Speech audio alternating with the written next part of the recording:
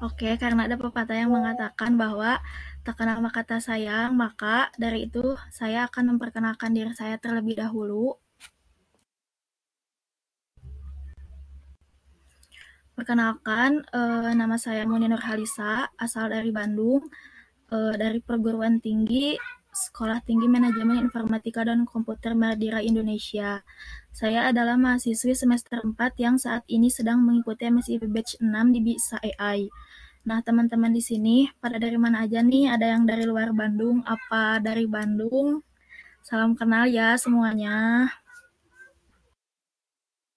Sebelum memasuki sesi penjelasan, di sini saya mau bilang terlebih dahulu bahwa kita di sini sama-sama belajar aja ya.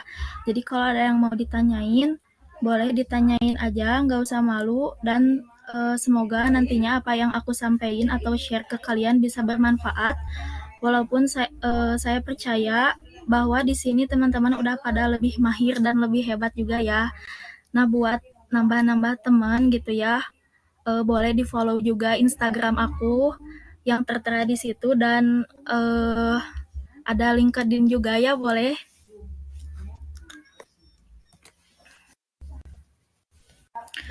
Nah, tanpa berlama-lama lagi, langsung aja mulai ke penjelasannya.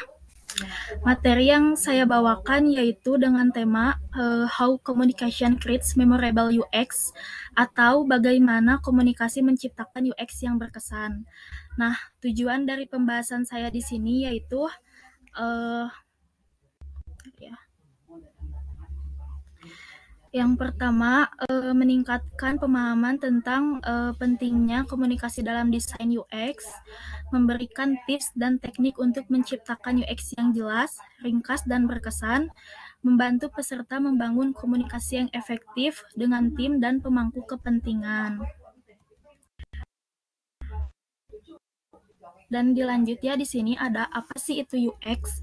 UX merupakan singkatan dari user experience atau pengalaman pengguna. Singkatnya, UX adalah keseluruhan pengalaman yang dirasakan pengguna saat mereka berinteraksi dengan suatu produk atau layanan. Nah, desain UX ini tuh bertujuan menciptakan pengguna yang positif, juga berkesan, serta dapat meningkatkan kepuasan pengguna, loyalitas, dan kesuksesan keseluruhan produk atau layanan. Tentunya dengan kejelasan informasi yang disajikan mudah dimengerti oleh si pengguna saat berkomunikasi.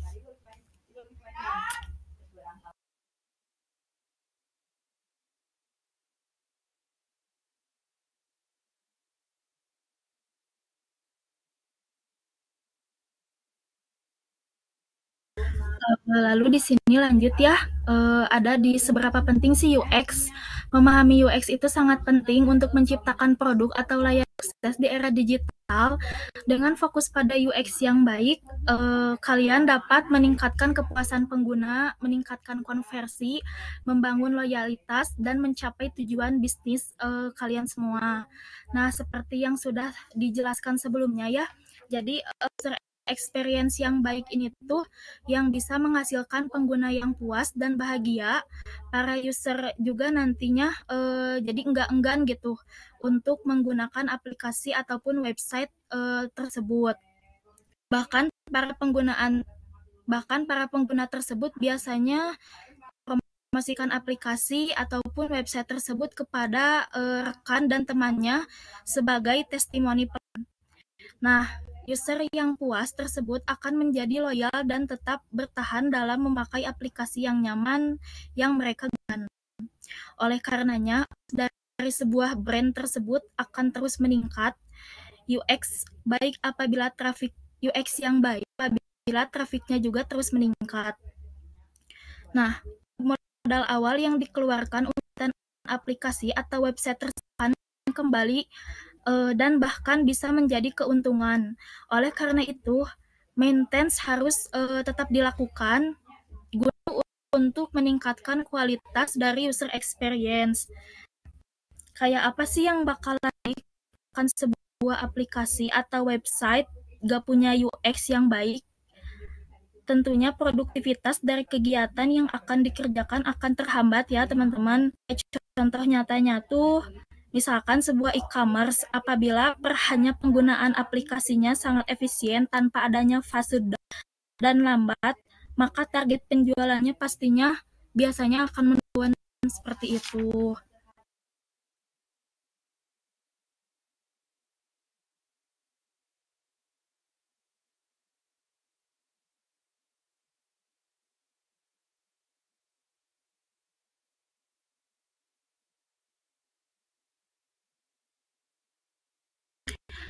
Lanjut ya teman-teman, di sini ada di bagaimana sih cara kerja UX. Ada 6 ya. Ada yang pertama, ada research, yang kedua analisa, yang ketiga membangun UX design, yang keempat UI design, yang kelima tahap pengembangan, dan yang terakhir ada evaluasi. Nah, di sini aku bakalan jelasin satu-satu ya, dari mulai research dulu. Yang pertama, research adalah aspek dalam pengembangan industri karena langkah dan tahapan yang harus dilalui dalam pembuatan UX, termasuk juga dengan riset pasar. Dalam membangun UX, diperlukan beberapa informasi terkait dengan apa yang akan dikembangkan. Semisalnya, apa aja sih yang bakal dibutuhin sama user gitu sih kebutuhan itu. Jadinya tuh nanti tuh dapat membuat para pengguna merasa senang.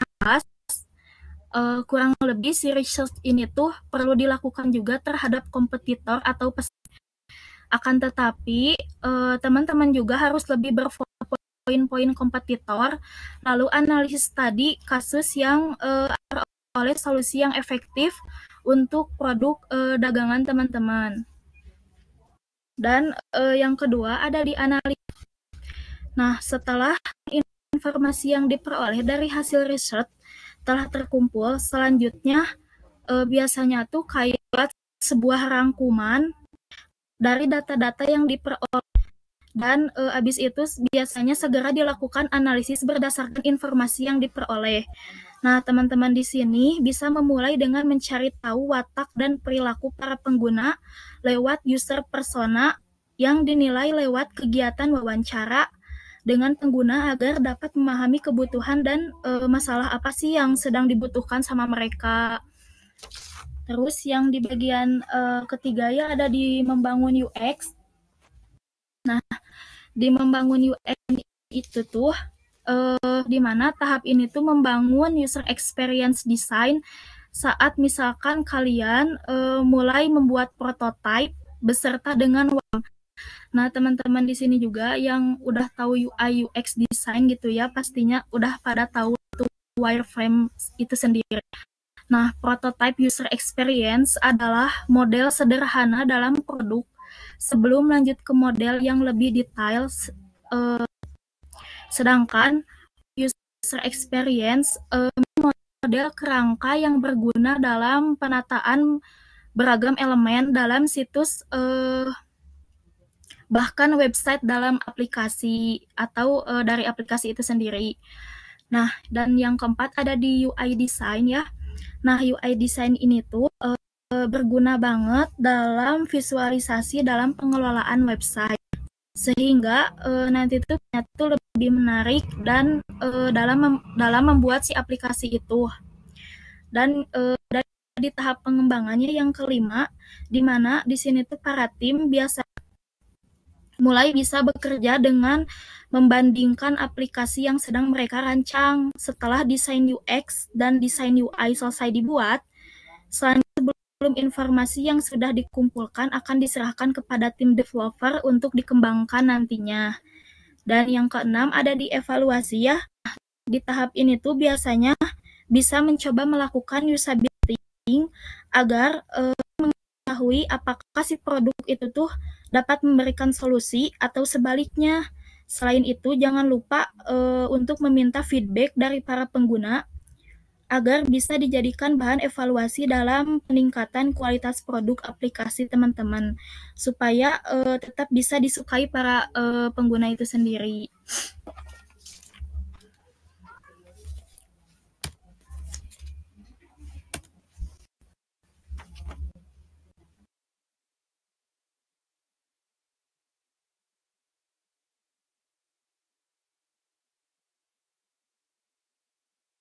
You are currently the only person in this conference.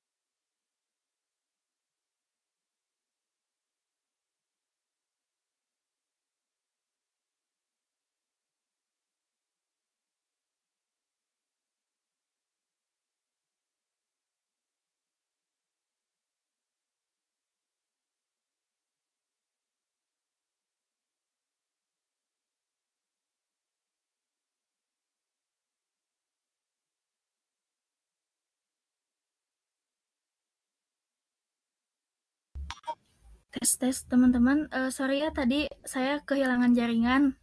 Di sini saya mau lanjut, ada di manfaat UX, ada 4 ya. Yang pertama, memudahkan user dalam penggunaan aplikasi atau website. Yang kedua, menampilkan informasi yang jelas untuk meminimalisir kesalahpahaman. Yang ketiga, menyajikan pengalaman terbaik bagi pengguna. Dan yang keempat, meningkatkan jumlah sales dan engagement. Tentunya, si aplikasi yang diharapkan itu tuh bisa memudahkan masalah pengguna dengan adanya si riset itu.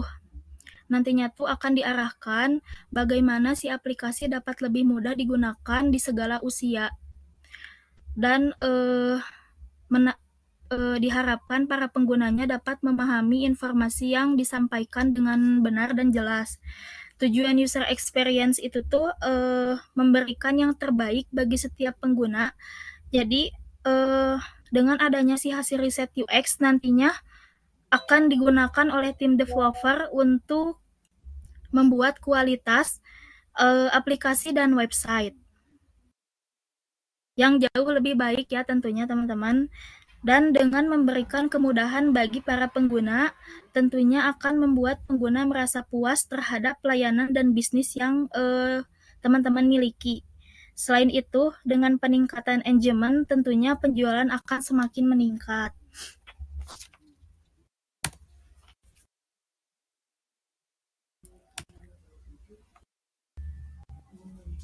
Nah, lanjut ya, di sini ada di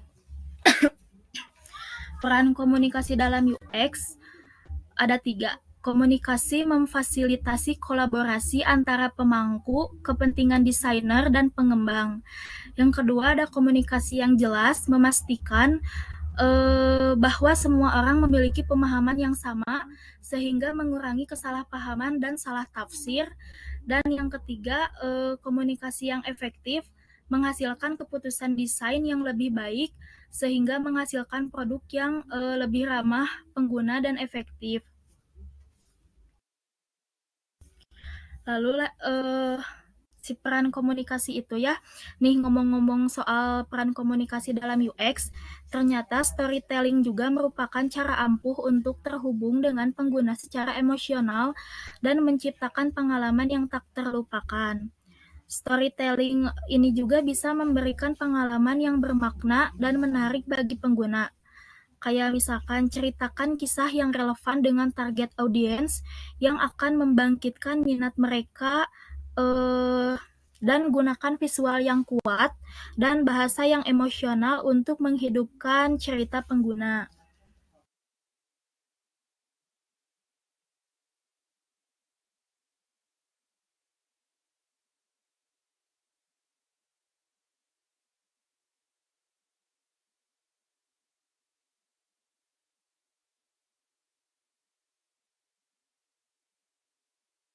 Nah, lanjut di sini ada prinsip komunikasi yang efektif. Di sini ada 5 ya. Yang pertama ada simplicity atau sederhana, ada clarity atau jelas, ada konsistensi atau konsisten, ada empati atau ya empati, lalu ada relevance atau relevansi. Di sini aku bakal jelasin satu persatu ya. Yang pertama ada di simplicity atau kesederhanaan.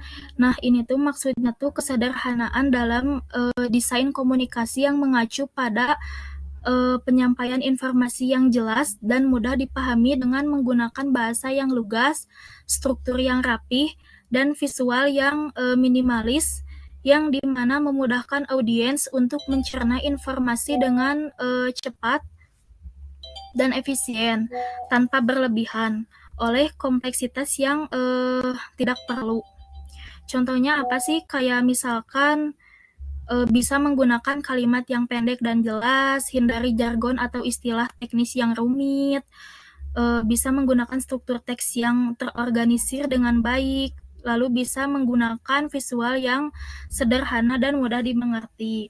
Nah, di yang kedua itu ada clarity ya atau kejelasan. Ini tuh mengacu pada penyampaian informasi yang bebas dari ambiguitas dan mudah diinterpretasikan secara akurat, dengan memastikan bahwa si audiens itu tuh memahami informasi dengan tepat dan tidak salah paham. Contohnya, kayak misalkan bisa mendefinisikan istilah-istilah penting dengan jelas, berikan konteks yang cukup untuk mendukung informasi, gunakan contoh yang konkret untuk memperjelas poin utama. Lalu bisa menghindari penggunaan bahasa yang membingungkan. Yang ketiga ada di konsistensi atau konsisten ya.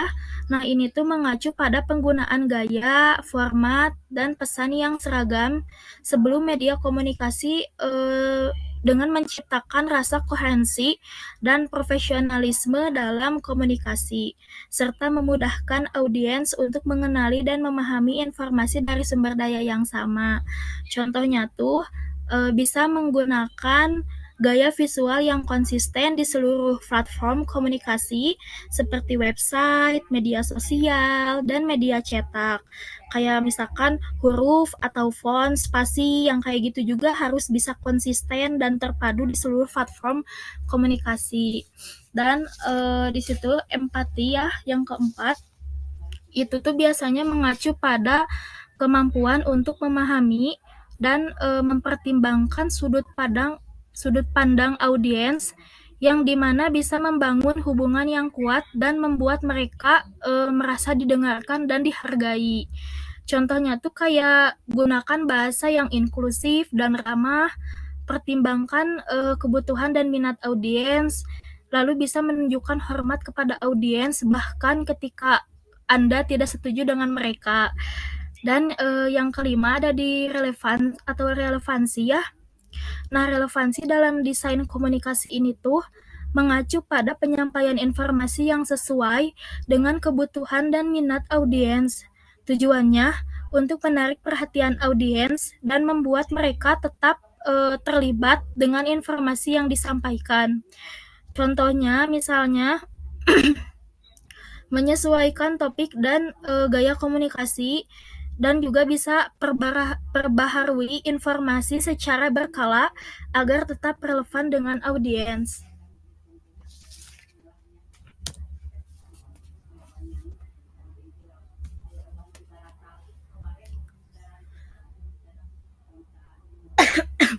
Dan di sini ada di strategi komunikasi untuk meningkatkan UX, ada 4 ya. Di sini ada konsistensi dalam pesan dan desain, ada keterbacaan dan kepemahaman, ada personalisasi dan empati, penggunaan gambar dan multimedia yang tepat. Nah, di sini ada studi kasusnya juga dari ini tuh aplikasi namanya aplikasi Fitbit. Nah, studi kasus UX yang berfokus pada desain ulang mencakup desain ulang Fitbit yang dimulai dengan memahami persona dan apa yang diharapkan pengguna dari pelacak kebugaran, mengembangkan kasus penggunaan dan persona. Pengujian kegunaan Guerrilla digunakan untuk menilai titik kesulitan. Poin-poin permasalahan ini kemudian diberi peringkat berdasarkan kepentingannya bagi pengguna dan kinerja aplikasi. Masalah-masalah tersebut ditangani melalui bisa dengan yang pertama ada menyoroti bagian dan fitur penting aplikasi, yang kedua mengubah icon yang mudah terlewatkan menjadi icon yang lebih mudah dikenali, dan yang ketiga memberi label ulang opsi pelacakan untuk memandu pengguna dengan lebih baik dalam penggunaannya. Oke, mungkin itu aja yang bisa aku sampaikan materinya. Sekarang masuk ke sesi pertanyaan atau tanya jawab. Barangkali dari teman-teman ada yang mau bertanya, boleh ya lewat kolom chat. Nanti aku tampung dulu. Aku tunggu sampai di 3 menit mungkin ya.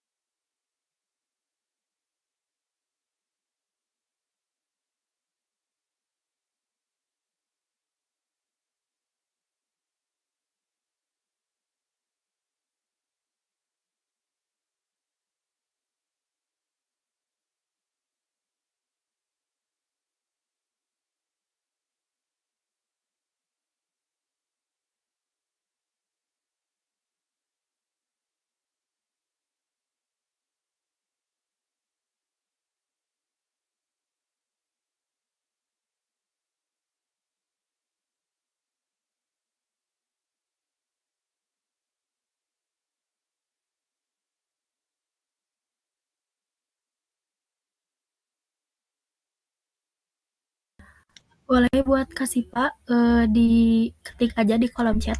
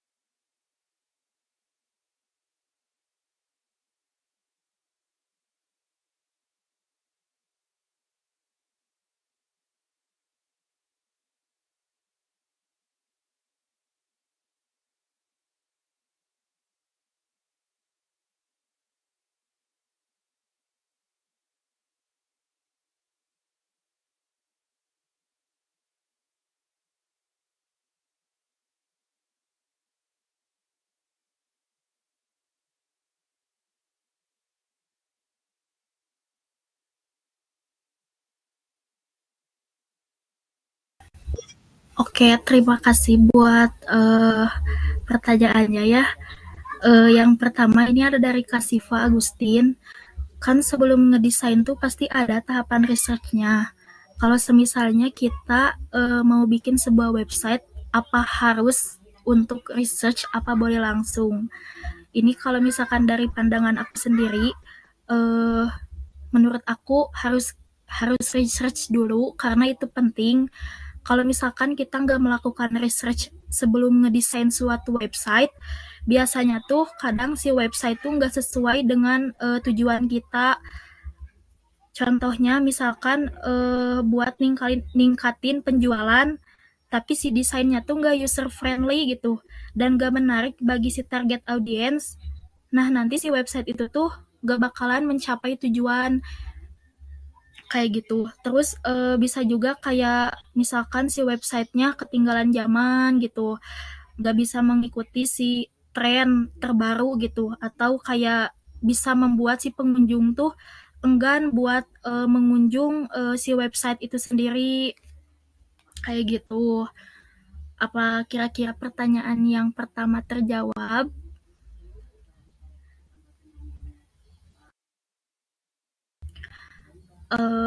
Dan di sini ada pertanyaan kedua ya.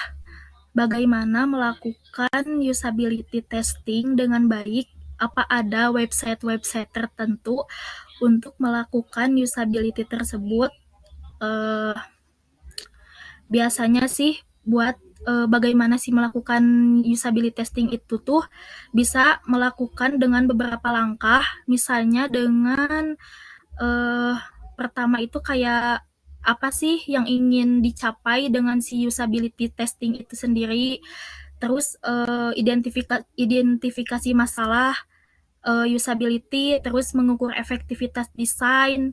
Kayak tadi kan aku sempat ngejelasin juga ya, kayak bisa membandingkan dua desain yang berbeda, terus memiliki tujuan yang jelas dan bisa membantu buat kayak menentukan metode pengujian yang tepat dan pertanyaan yang tepat untuk diajukan. Terus bisa dulu dengan yang kedua itu kayak misalkan milih si audiens atau peserta yang kita tuju teh kayak siapa sih target audiens itu, terus penting gak sih untuk memilih peserta yang mewakili target audiens kita kayak gitu. Terus ada di selanjutnya tuh kayak ada di uh, bisa mencatat atau berinteraksi dengan produk atau website yang dibandingkannya dulu. Terus bisa kita mencatat komentar dan umpan balik mereka dan bisa menggunakan alat seperti rekaman layar dan perangkat lunak pelacakan untuk menangkap si data yang dibuat sama kita nantinya. Nah, kira-kira jawaban aku dari kedua pertanyaan Kak Siva terjawab gak ya?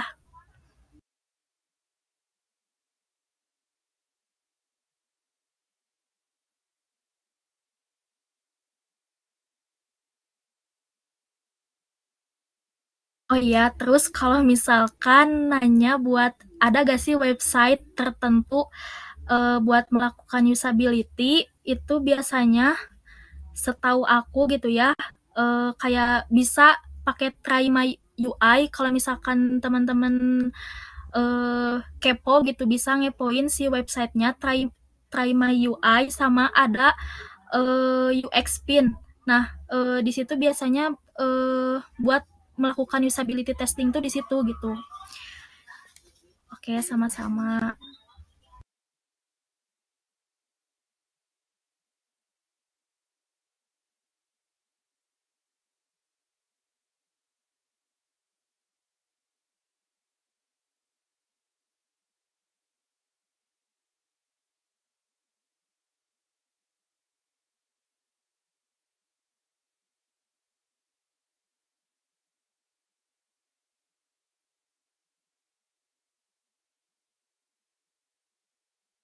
Oke, di sini ada pertanyaan selanjutnya ya dari Kak Salsa. Izin bertanya Kak, kalau bikin desain biasanya mungkin ya harus di software apa saja? Sebenarnya sih tergantung kita bikin desain websitenya tuh kayak butuhnya tuh apa gitu, keahlian kita tuh. Kayak misalkan banyak kok software-software desain grafis kayak Adobe Photoshop, terus Sketch. Kalau kalian tahu Sketch tuh kayak buat ngedesain UI UX lagi, kayak semacam Figma. Terus bisa juga di Canva, di Figma itu sendiri gitu. Terus ada kayak Adobe XD. Banyak sih pokoknya kalau misalkan ngomongin soal software. Jadi tergantung kemampuan kita tuh kemana gitu mau ngedesainnya. Nah, kurang lebih sih kayak gitu ya. apakah jawaban aku terjawab buat pertanyaan Kak Salsa?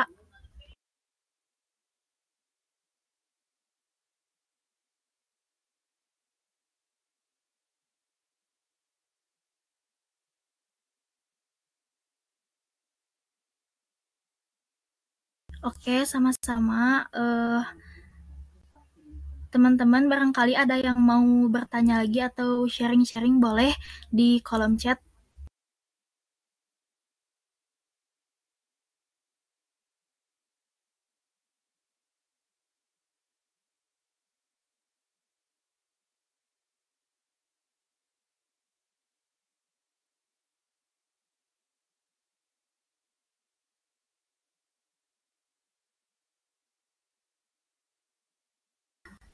Atau barangkali penjelasan aku ada yang kurang jelas, kecepatan, eh, boleh direspon aja gitu. Karena di sini juga aku masih belajar gitu ya, kayak pemula samalah. Jadi kita di sini diskusi santai aja. Jadi boleh yang mau bertanya lagi atau memang sudah cukup jelas, eh, akan saya akhiri juga gitu.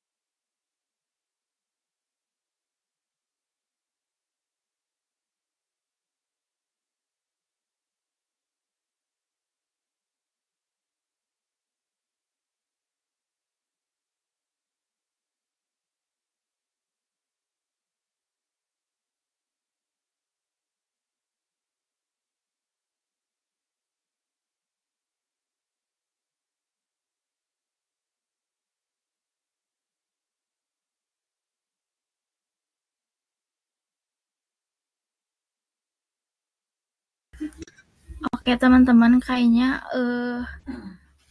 udah cukup mungkin ya, nggak akan ada yang nanya lagi ini teh. Kalau misalkan udah cukup, mau aku akhiri aja buat webinar sekarang, boleh direspon ya teman-teman. Kalau misalkan apa yang aku jelasin udah cukup.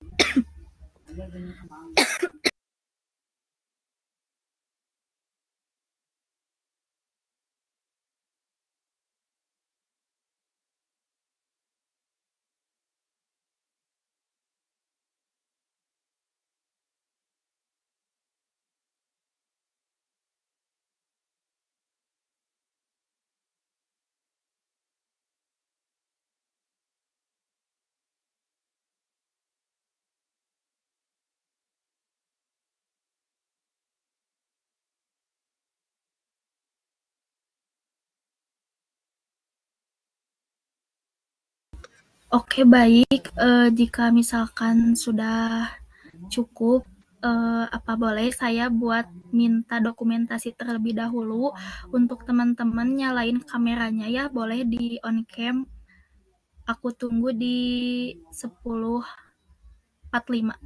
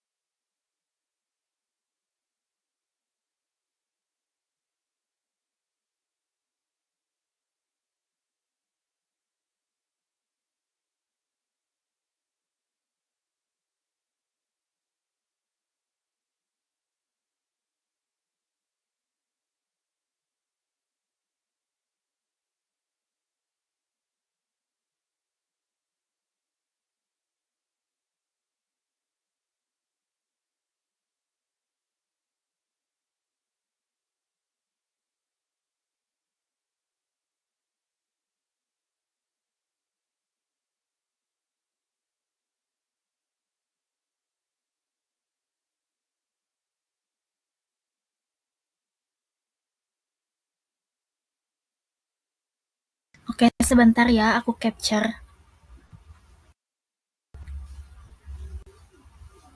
1, 2, 3. Sebentar ya. Sekali lagi. 1, 2, 3. Oke, teman-teman boleh dimatiin kamera.